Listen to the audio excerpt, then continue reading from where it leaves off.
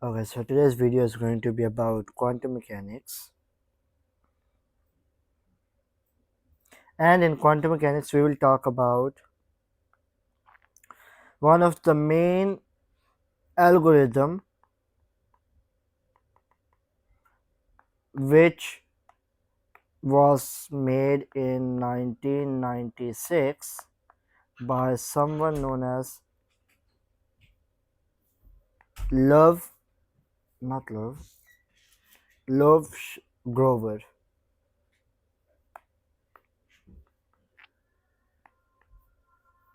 This algorithm is also known as quantum search. Okay, so how I could define quantum search is in classical computer, or we'll go for the classical. Before that, in classical computer, in classical computer, okay, in classical computer, whenever we have a problem, okay, unsearched, unsearched problem, okay. So, a problem in classical physics, let's suppose if we want to solve it, it would take 0 n operations. 0 n mean the number of operations. Okay, this is the number of times the operation would be performed. So, example, and we'll take that example further on. And then we'll apply the same example to quantum computer. Quantum this algorithm showed Love Grover's algorithm, known as Grover algorithm as well. So, what we will be talking about is that we will be talking about what was it? Yeah, let's suppose we have a class. We have 100 classes. We have 100 classes. In 100 classes, we need to find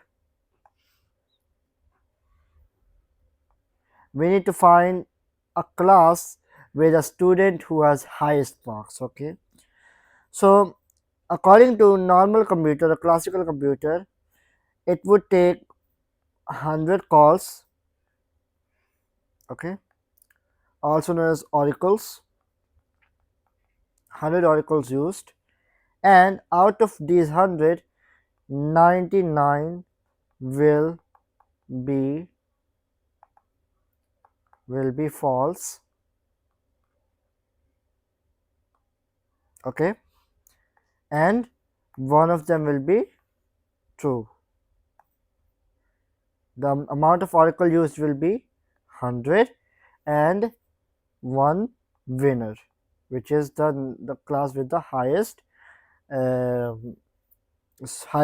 highest mark student.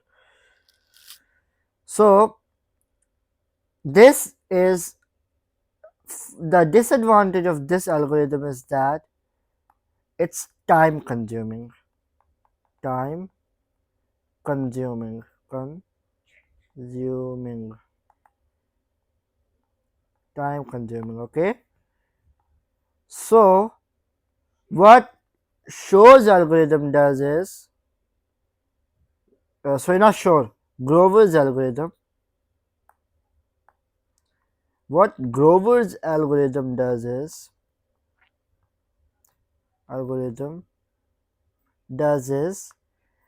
the amount of functions done in classical physics is reduced by operations done to square root of the number of operations done. That means if 100 operations were done in classical physics, sorry, classical computers, Okay, according to uh, Shor's algorithm, it will turn into operations n square root of n equal to operation square root of 100 will turn into 10 only. So that means amount of oracles called is 10. So what happened? Number of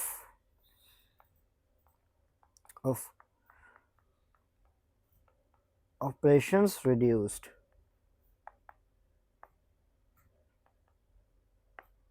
Okay. So then what is an oracle? It's a simple, it's not that what not something difficult. Oracle is just suppose a box, okay, a black box, usually nothing inside it. You put in the queries, questions, queries, whatever you have. You put in the queries, okay, and you get answer. Okay, you get answers. How? Now let's get to the main circuit of Grover's algorithm for quantum computers. The circuit used. Okay, so first of all, what is that is that the circuit is put in superposition. How? Wait.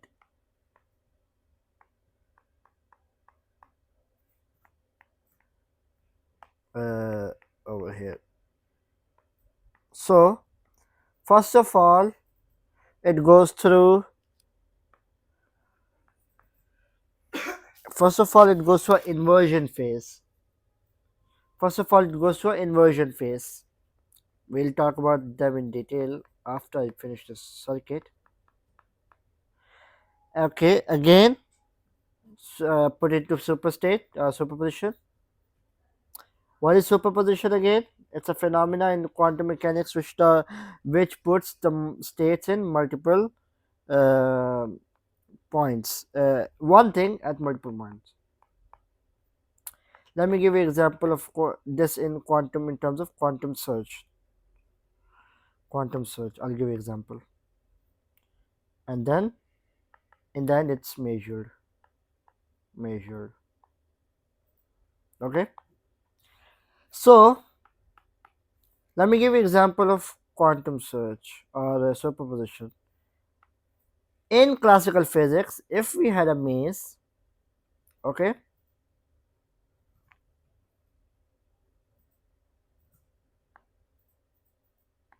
okay, so if we have a quantum search, this is just an example, so don't take it that as what it is.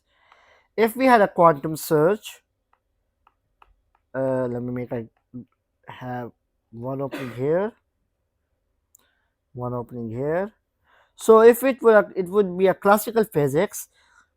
There's no opening for this one, so we will make an opening. We will at least make one opening so we can get our answer. Okay, yeah. So if classical physics is used, classical computers. Why am I saying physics again? It is physics. So if it is classical computers, the algorithm would be from go through all the possible routes over here, every single route at a time. But according to quantum mechanics and superposition, it would take every single spot, every single point, every single gap at the same time. It would be everywhere in terms that if there is a possible hole, they will spread out. Even though it's different at first, the point and point when the exit is found, that whole thing superposition will break and we'll get a single agent. Okay. So this is taking place, so I'll just erase it.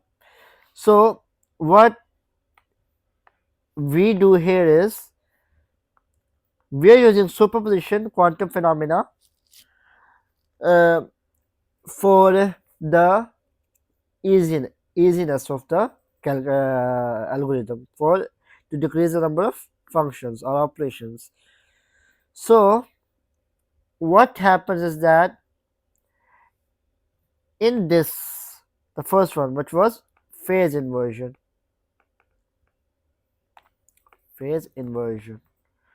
what happens in phase inversion is that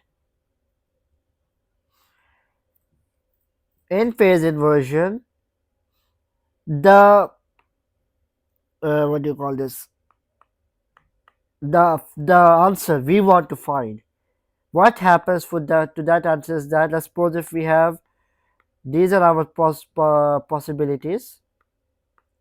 I will put it in terms of 0 0 1 1 0 1 1 0. Okay, so let's suppose this is what we want to find, or we'll just change to n1 because that's the closest. So if we want to find this 1 0 1 1 0, what we do is that we take its inverse. We this 1 0, okay, what we do is that we take its -1. Okay, so inverse, what will happen is that this guy will come down. Okay, this guy will come down and others will remain the same. Now no change here, no change. Okay, in terms of algorithm, how I would write it is, if how it would be changed. Let's talk about how it would be changed. The algorithm would be 1 over square root of 2n summation x over k.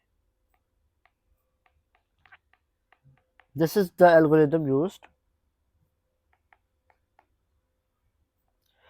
With using this, what we just did, we just put it into superposition.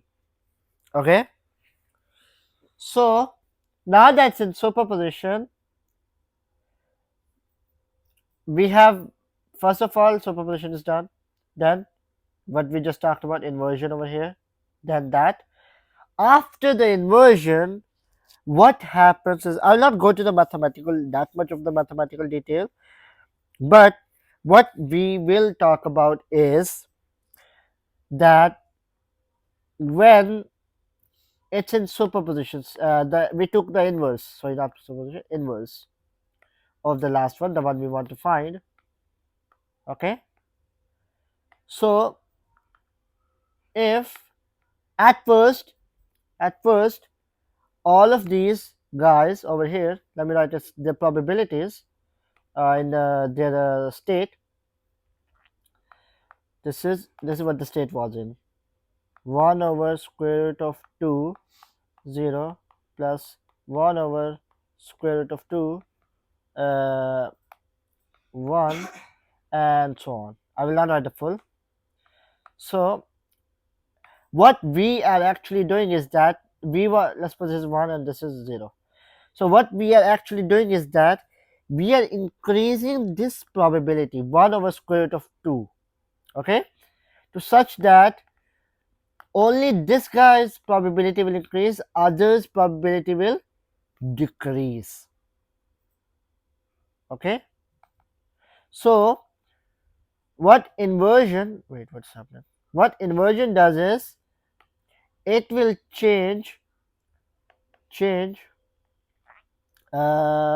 1 1 this to -1, such that anything other than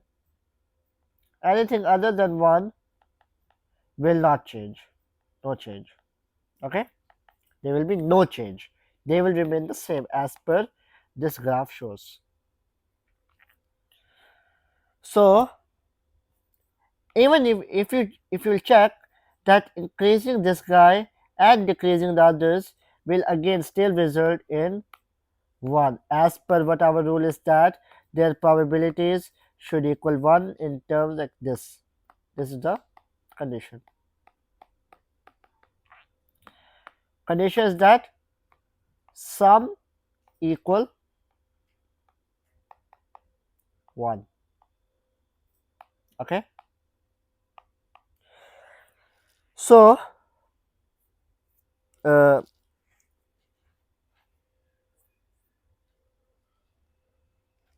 what in terms of in terms of graph, if this is our initial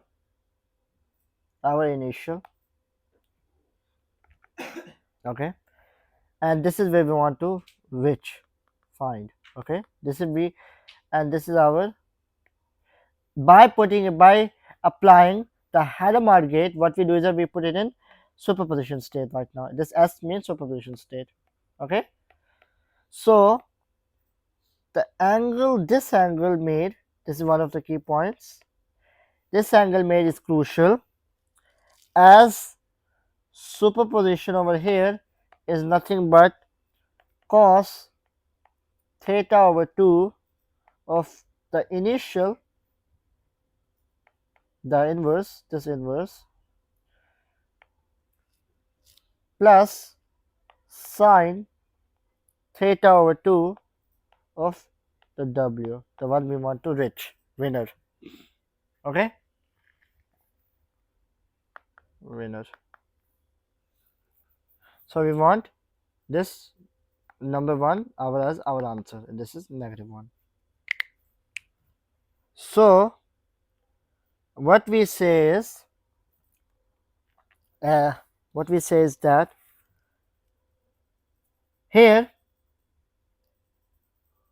by doing inversion, what you did is that this over here, superposition changed its phase, its direction to negative.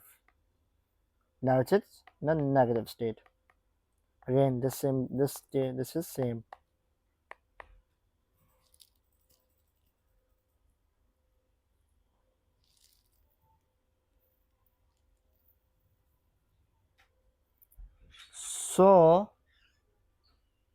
So then that when this is the phase inversion,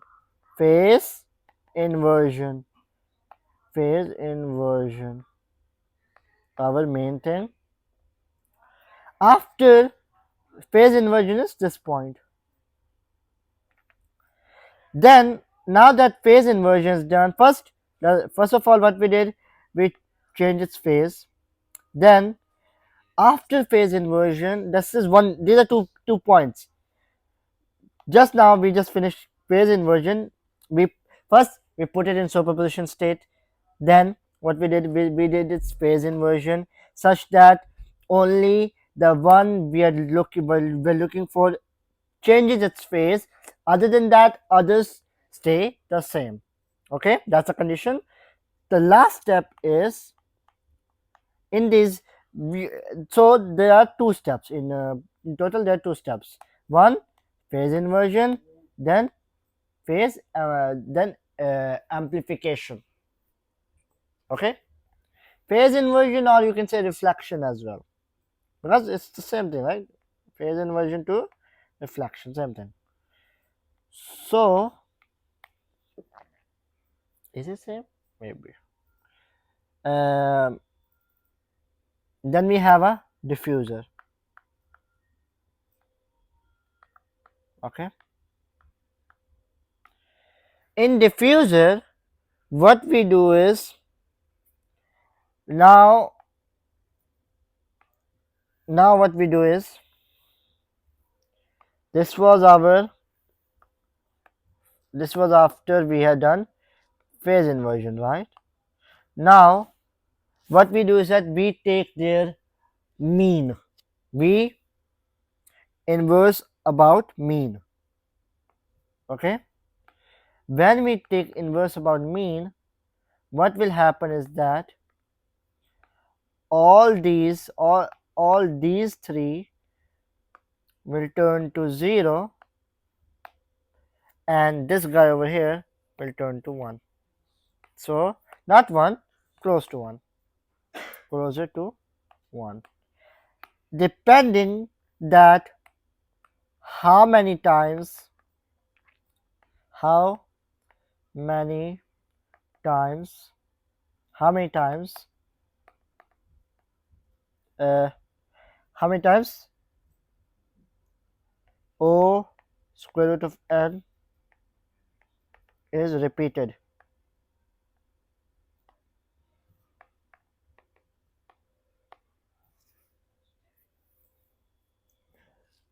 Okay, so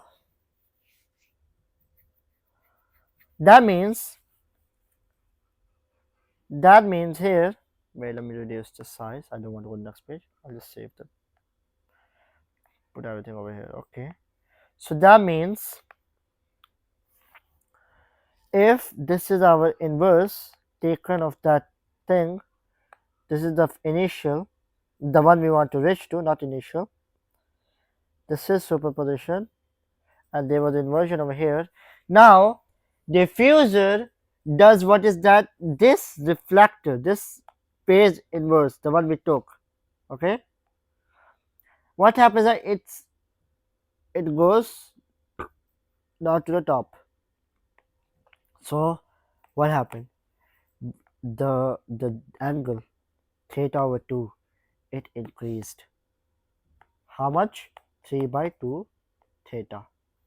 Okay, so this line over here is our answer,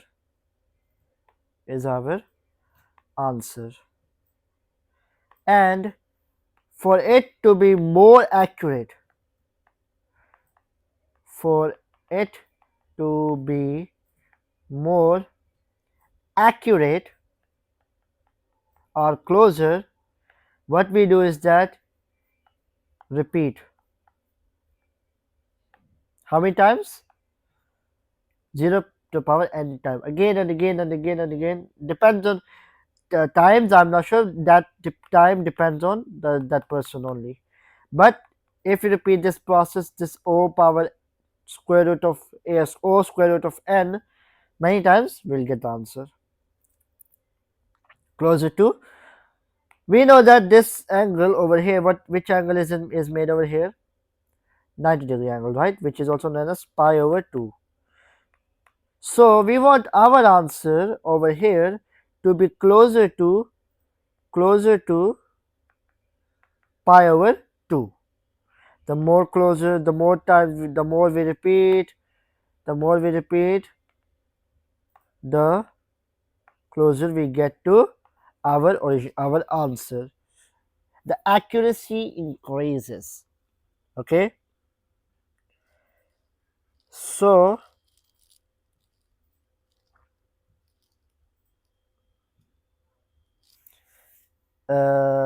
is there something else we should talk about?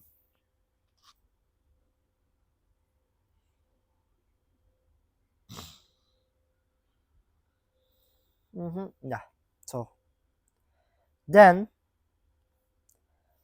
again, coming to the quantum search,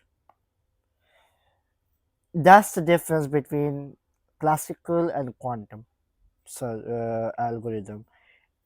In classical algorithm, we were looking for data one by one by one by one, whereas in quantum mechanics algorithm, Grover's algorithm, we are looking for each point at the same time using the phenomena of superposition, which is the phenomena that it will look for each point at the same time, and the moment we get our answer.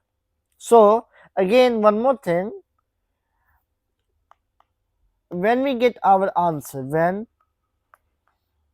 we get our answer, okay,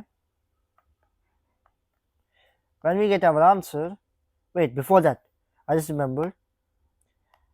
In classical computers, to do a function, let's suppose if it's a lot, it would take 2 to the power 1 over 20, 1 to the power 2 to the power 128 functions, operations. But quantum mechanics computer or quantum computer would only take 2 to the power 64 operations, which is less, it's not that much, but depending on the operation size, that could vary. It could change. The answer would change. The time taken would change, but it would be faster. So in quantum computers, the main thing is that the number of operations done in quantum computers is less, not that it's efficiently fast. The number of operators, it is fast, we could say, yeah. So here, what I was talking about is when we get our answer. Let's suppose it was 0 0 1 1 1 0 0 1. So when we get our answer over here, this one, okay, what we do is that here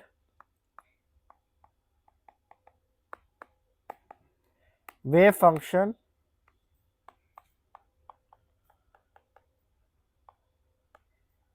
okay, this wave function breaks or collapse, not breaks. The better word is collapse. Okay.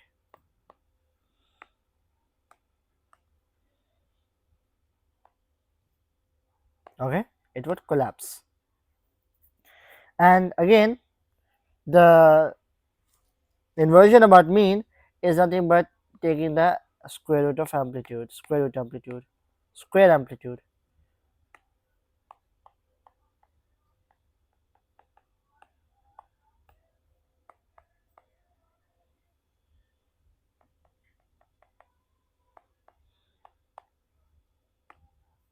So again, I'm taking, well, it is quantum mechanics, so we could interchange. So these are correct points: high, low. Okay, prob.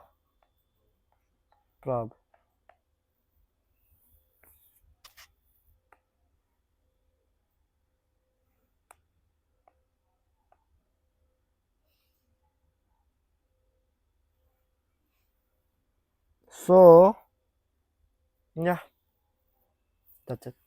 Thank you.